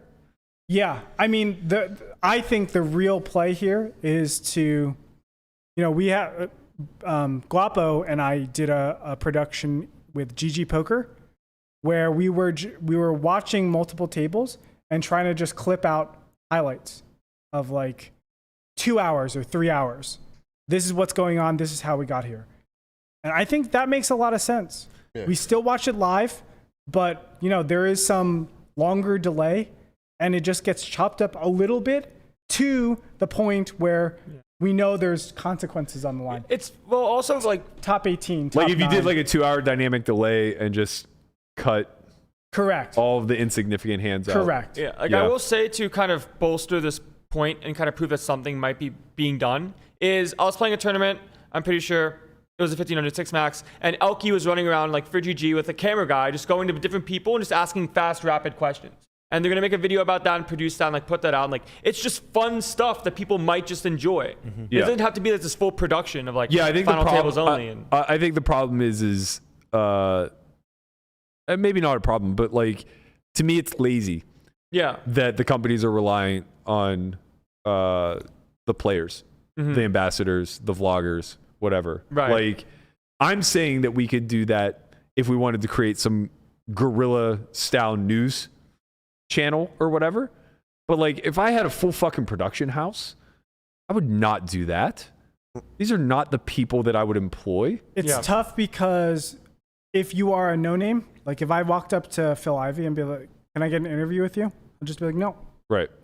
But if it's Laura that walks up to Phil Ivey and says, "Can I get her?" I'll be like, "Yeah, sure." Yeah, that's my point. Is like if I owned a production house, I wouldn't be out there like having Aoki do my dirty work. I would just have real people who are journalists or you know, maybe not journalists, but like in this industry. Well, what I'm saying is Aoki provides access to all those people. Not necessarily. Like everybody loves Aoki. He's well known enough. That Ivy's not going to like, do an interview for Aoki. Sure, but Well, that was your example. okay, he gives access to other people. Though. I don't think he does, because if you're talking now like D-Negs, random strangers going to have as much access as Laura. Sure. So like, where's the in between? Ivy's a special example. Yeah, I get it. Ivy's one an extreme. outlier. Ivy's one extreme of inaccessible. Yeah. Daniel's one extreme of very accessible. I don't think there are a lot of people in between that like There are. Aoki gets and Rampage doesn't. Wait, you want Rampage to do No, this? I'm just using it as an example of like No, somebody with I less was saying access. It's either like Rampage asks everybody or, you know, Joe Smith asks everybody. Joe Smith isn't going to get anybody to say No, yes. but Jane Smith will. Unfortunately, like, that's just the way it We're about works. to get canceled. Yeah. again. It's true. It's true. No, It's, it's Stay it's getting true. canceled, Like bro. guys are just going to be very willing to speak to female reporters, and like that's not a bad thing. Sure. You know, it just is what it is. My point is Don't more give me so. those eyes, Chin. Jesus Christ. I love this conversation, bro. My point is more the professionalism. Like I just Yeah. think it's greatly lacking. I see a deterioration year over year from the poker news side of things. Like it just becomes more and more kind of like college interny. And Yeah. the same thing. I see just a major dilution year over year from PokerGo. Like how on earth are we putting out as much, if not more, content than the main media outlet Right. in our we fucking become industry? the main media outlet for this stuff. People Yeah, can say it's- like, "Oh, the podcast is great. I love listening to the podcast every day." It's like, know. thanks. A lot of I people appreciate find their it. news from this podcast. Yeah, it's insane. It's insane, man. I mean, thank you guys all for watching. We appreciate you. But like, Round of applause PokerGo, for you guys. PokerGo is supposed to be the Barstool Sports of our industry. Yeah. They don't put anything out. Literally nothing. There's Yeah, but- no daily they've, thing that they've tried. Don't They've matter tried. though. This is why Yeah. we exist, right? You have to fill a need, right? This is why we. Yeah, to some degree, but it's like why on earth wouldn't you want to be the one centrally locating that if you had the opportunity to? Like, No matter what you do, Poker Girl, we're Like, gonna Daniel find, we're works for gonna find that. something to do. Whatever you don't do, we do. Daniel works. Like Daniel works for them. He's an ambassador. Why is he putting his vlog out on his own channel? That's crazy. I would do I would have Daniel doing that for me if I were Poker Go. You know what I mean? Like I would want all of the access flowing through Poker Go at 24/7. Yeah. They should have the most hits of the year now. Sure, 100%. And I just They might be. I mean having they the most might, hits, but like it's got to be massive percentage points below what it could be. everybody like and subscribe. Yeah, I mean, we got This is fire. 800 people watching this. We only have 100 likes. Everyone like. You like? We get more Yeah, views. stop telling me in person. Do it on the online. We have No, we over would really Don't try to find a way to appreciate. come up to you and be like, oh, hey, I like the podcast. Yo, Fucking like the talking about podcast. Daniel, I'm saying, no, Don't so- go up to me. Don't go up to me. Not like the podcast online and be like, I love the podcast, man. You're great on there. Thanks. Like the fucking podcast. Yo, talking about Daniel though. Talking about Daniel switching topics. Like, there's some wild shit, man, out here. He should get a security guard. On some real shit, he should get a security guard. I don't think people who. All right, so to give the backstory, Daniel's last couple vlogs, he has some weird man texting and calling him, leaving voicemails, saying that Daniel abandoned a family in Lake Havasu, Arizona. Yeah. And Secret life. that you know he watched his children cry as Daniel left, and his stepdad or dad or whatever like took them in and raised them, and it's heartbreaking. And now that he's rich and famous, like just pay him some hush money and this will all go away. What if it's true, bro? I mean, I'm very confident that's not. But He's from Toronto. my point is more so that I don't think that these are people that you need to be worried about harassing you in person. I don't know, man. I don't know. There's been a lot of weird shit going on in the last couple years. There's some shootings. Get yourself he can afford it. It's a free roll. It's literally a free roll. Yeah, I mean, like, why even open yourself up? You can't carry though, right? huh? You can't carry in there. Not in there, but everywhere else balance. outside he can. I mean, I don't know, man. Like, I don't know. I It kind could of be- speaks to a bigger thing. Like with all the mass shootings that have been occurring over the last decade, the World Series is scary. bro, I was so. Yeah. It's scary. not- man. Honestly, Let's not talk no. about this. Listen. I don't wanna bring No, any attention. it's something that we need to address at some point. 100%. There's a lot of fucking people in there, man. There's no there.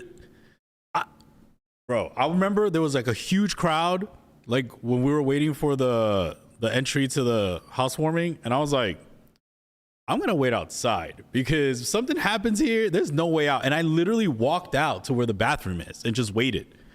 And I was just like, I don't know, man. Like, I just had like bad Yeah. thoughts, bro. It's such a fucked up feeling because I don't want to say this, but it's like when is another one going to happen in Vegas? Yeah. That's scary. Yeah. Third thing. They had There's armed. so many conventions here. I was at Paris yesterday walking through, and there was like they had armed guards. They had like the guard. They had the AR-15s. They had tactical gear and everything. I was like, so good to see them. And then I saw they were just guarding. That's the a money. They were fucking just- crazy They were just thing to guarding the say, money. though. They were moving money across, and they were protecting the money. not protecting the money, though. Okay, so I went from I got in like there's an underground really nice area in New York City now where you can go from the airport straight to the financial district.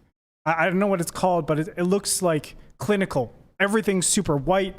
You just walk in, and there are people there with just ARs patrolling everywhere. Yeah. And it was like it was weird. It was scary to see, but at the same time, and this is Same time, directly you're after- happy that they're there. this just happened after the Yeah. Brooklyn shooting too. Yeah. And I'm like, it's scary to see, but it's like I'm thankful, but Yeah. this is fucked up. Right. Exactly. And there kind of should be that. What do you WSOP. think? What do you Are you think talking about- WSOP should do if anything? Well, we don't know because like it's security, so they could be really proactive here. Right. And we just have no idea. Correct. And in theory, there shouldn't be really a safer place than a casino.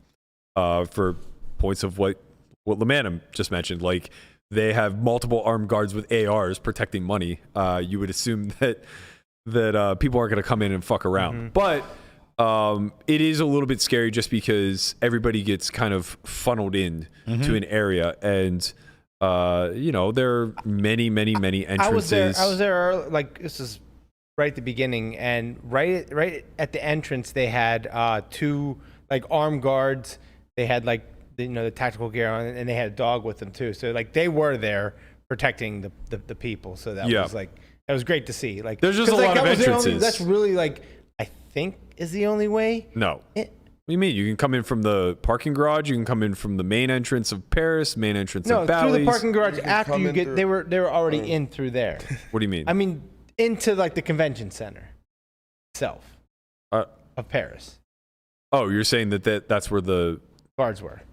Okay, there's a lot of people in space in between that. I'm just saying that most likely if somebody was coming in, they would come in that way. Can we stop right here? Can we please? I understand what you're saying, I guess, but like, I don't know. I guess that's a topic that needs to be discussed. That probably is something that WSOP thinks about but doesn't want to talk openly because which is good. They'll never speak openly about what they do. And I don't think there's any point of us talking about it. I'm just like airing my grievances. No, same. I it's just like I felt it. It's just fucking. I thought about this for years, like literally years, like because this happened.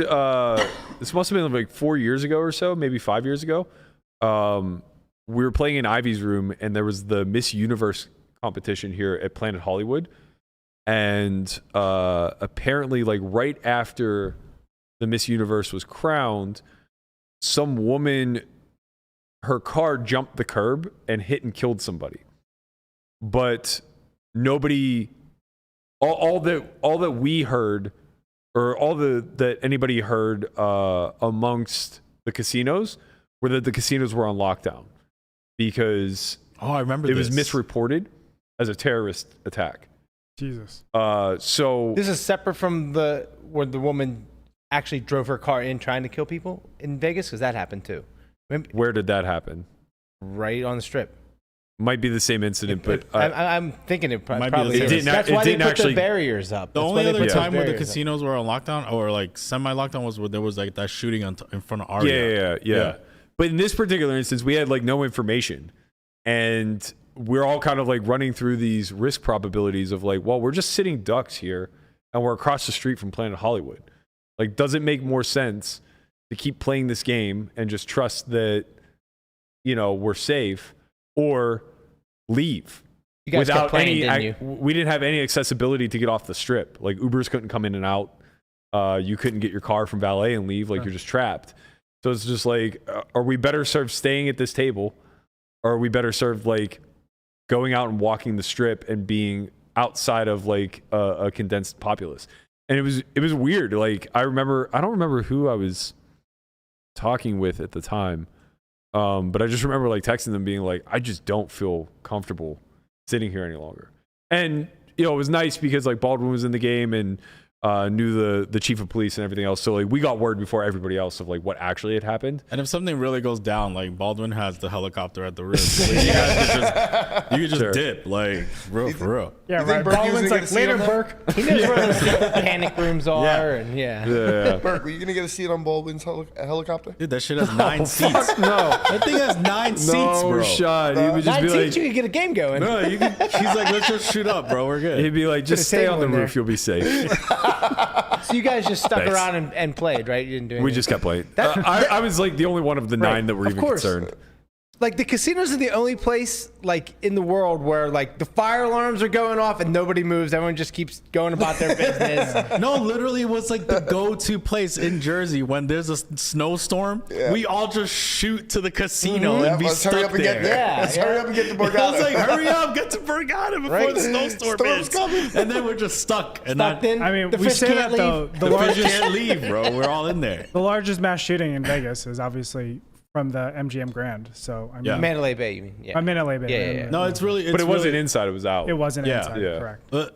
It's definitely a concern. Let's get back a little bit to. So you don't think Daniel should get a security guard? I don't think it matters, man. I think it's like an unnecessary precaution. You think Daniel has hands? No. So he should get a security guard, bro. He doesn't have hands. No, it's just such a populated. Like he's never alone. He's literally never fucking alone. Nah, bro. If someone's trying to get you, you're gonna be alone at one point. Not in that place, man. Trust me, I've been looking for places to hide on the fucking break. You were trying to be alone. You for a are while, never yeah. alone at Paris and Bally's. There's no nook, no cranny for you to find. Like, My thing is that it's a free roll for him. It costs him nothing, and he's actually it's not free roll. It's expensive. Come on, for Daniel, it's not expensive. It's also bro. annoying. Yeah. I want to fucking. It's annoying on a few ways, especially for someone like Daniel, because number one, now you have to deal with this other person. But number two, this other person has to use his best judgment and come up with like some sort of protocols for every single human that approaches Daniel. And it's like, Listen, he is going to get approached person a is very lot. likely just mentally ill, brother. This Yeah, isn't, of course. This isn't someone that's like. He's also trying to thinking- extort him. Yeah, That's okay. a big motive. Okay, but same time, like this person's very likely mentally ill. We don't know to what degree this person's willing to My go. whole point is Daniel's going to get approached by 150 people. How is this security guard supposed to discern which one of them is mentally ill? Yeah, maybe he just becomes like the president, dog. Like you can't approach him unless you get cleared. Like, How does Daniel not have COVID? That's crazy. He's a vegan, man. He has that Oh, yeah. superpower stomach. Yeah, have you ever see Sean Pilgrim Saves the World? Scott Pilgrim Saves the Yo, World? would you clock someone for Daniel? Like if you saw someone coming after Daniel, would you take him down for him? Because you said he doesn't. He's kind of like Like the Rangers fan? like the Rangers fan. I mean, yeah, if I got to throw a real sucker punch like that, like, fuck I think yeah. I would do it for any human. Like that. Yeah. Seems, Yeah, I think if I see that's the Daniel other about thing. to get attacked, like I'm probably taking that dude down. Correct. So he should I hire think a all of us lot for of people security. will be like that. yeah. Here's your security Yeah, team he doesn't right need here. security. He It's just real needs an in the entourage. He just needs like 8 to 10 other poker players that are going to provide a little bit of a buffer. Who should he get? Foxen. Foxen's number. Yeah, get Foxen. Foxen's great because Foxen is Get big, Busquets. intimidating, and Oh, won't yeah. talk to fucking anybody. Yeah, get Olivier Busquets in Oh there. yeah. He doesn't play tournaments. I'll be anymore. still I'll be his beefcake? turtle. He's still. I think I'm he's like a turtle. supermodel now. So. Your turtle. I mean, he's definitely not here. He had that MMA fight, right? Yeah, With, that was a while ago. JC. With JC JC, Alvarado. that's right. Who else should he get? That's it. I don't know. Foxen and Olivier. Get those two. You'll be all right. Yeah. Get Dan O'Brien. Oh yeah, yeah. Get Danny boy in here, No, bro. but he's not How going to many fight more you. other He's going to make you retired feel like pros that you shit. guys are going to come up with? These guys aren't fucking Barry, here, get Al man. Barry in there. Yeah, like none of these people are They're not here. going to fight anyone for you. He's going to be like, yeah, your summer sucks, dude. Like, nice try. Get D Moon Girl. She's ripped right now. Literally, everybody you're saying doesn't play poker. But they're on the Council of Dams. Who are these people that you're talking about? They haven't played in a decade. they all on poker go. Not one of them has been to the World Series since like 2016. Like, Jesus Christ. What a boomer. Who do you? All right. Someone asked me what based means. Based? Grafton asked me what based means. No, it wasn't grafted. It was a separate conversation, but it was with Oh. Grafton. Wow, you got asked twice what based means? Yeah. Jesus. You couldn't Boomer. give an answer either, could you? Either time. You got to know it. You It gotta depends know on it or the you don't. context. It could mean good, it could mean bad. Yeah, exactly. You either know it or you What a don't. stupid fucking word. It's like it's become the like slang equivalent of literally. Terrence Chan. Yo, What everyone's does it just mean? It Yeah, doesn't mean Terrence anything. Chan. Fighters, just fighters. Hero yeah. rack. Just straight fighters in here, bro. Fox is the only person that we've named so far who still plays tournament poker. Jesus Christ. Jason What? Kuhn. Yeah, get Jakun. Yeah, Oh, yeah, for JK. 3 events. Yeah. He'll be there for the 25K, the 50K, and the 100K. And the 250K. So 4 events. And the 4 events. And the you're right. main. So 5 events. Landon, young man, came out with a new course. I did. Very proud of you. Thank you. A lot of work went into it. What's it Very about? long course. Guided 3-bet pots and flop decisions in 3-bet pots. I talked about this yesterday. I have to talk about it again? Yeah. You weren't here Every yesterday. day. How could you Every talk day about it until we yesterday? had 10,000 Right, I had subscribers. it day 2 because I watched my course, the guide to flop decisions on 3-bet pots. No, it's for cash games. Looking at a bunch of different spots as the out of position aggressor and defender, or it being the in position aggressor and defender. So it's big blind versus low jack, button versus small blind, hijack versus low jack, and button versus cutoff. So those are going to be, it's a 2-part course. Part 1 is out now. It's 4 episodes, and then part 2 will come out very soon. And Guapo, I just sent you a link. Go ahead and run that. It's no, what could this be, man? What could it be? I'm so excited. What could It's- it be? So excited. a commercial for your course, bro. I don't believe you. Yeah, we do. no, it really go, is. Go, That's go. what Put it Put is. it. It's so great. Oh my God, there's me. Hello, and welcome to my newest course, a guideline to flop decisions in 3-bet pots. Wow, We'll this be is looking at a bunch of different spots as the in position aggressor and defender, as well as the out of position aggressor and defender. I'll use different board textures and examples to show how each spot plays differently. Ace-high disconnected boards, double Broadway flush draw boards, middling connected with a flush draw and a straight complete, and then a 10-high disconnected rainbow board. This course is going to help you navigate flop decisions on both sides of the game tree. I don't understand why it's so hard for people to speak the same way that they normally speak when they're reading something. I don't know hard. why. It's just It takes practice. Hard, man. What do you think? Do you think this is easy? You want to Yeah. try? Do you know who you're talking to? Okay. It's not the same. You have to like think about what you're saying more so. Okay, outside of trolling Landon, if you guys are interested in this course was so or mean. any of the others, No. That was so mean. How does it mean? It was 100% can mean. I plug our goddamn product? Shut the fuck up! No, dude. Both of you! You both are part of this company! Shut the fuck up! You know how fucking hard it is to read that stuff? Christ almighty! I'm trying to make a sell here. a good You guys course. are the nut low, man. it's a good Man, I'm course. You should taking you watch it. everywhere. Listen, man, I'm telling you. You know what we don't have to plug? What? The Academy, because it's fucking sold out. That's right. Yeah. The Academy is sold out. We'll be launching new dates on Monday. I'm just waiting for confirmation, but we will be running another one in September. If you guys are interested in the Poker Out Loud Academy, stay tuned. I'm not going to send you to a link because we don't have new dates yet, but stay tuned. Monday. If you do want to check out Landon's course or any of the other 30-odd courses that we have on the site, head to solveforwhy.io. You get a 2-week free trial, so you could probably blow through Landon's whole course in that time frame. Definitely. Cancel anytime. 2 weeks is obviously free. $49.99 every month thereafter.